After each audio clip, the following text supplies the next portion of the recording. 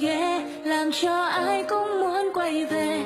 Cười giòn tan hòa tiếng hát khúc ca rộn vang, cùng đùa vui cùng mơ ước, cầm tay ta bước trên con đường. Từng khoảnh khắc đậm đà cho lòng thêm vấn vương.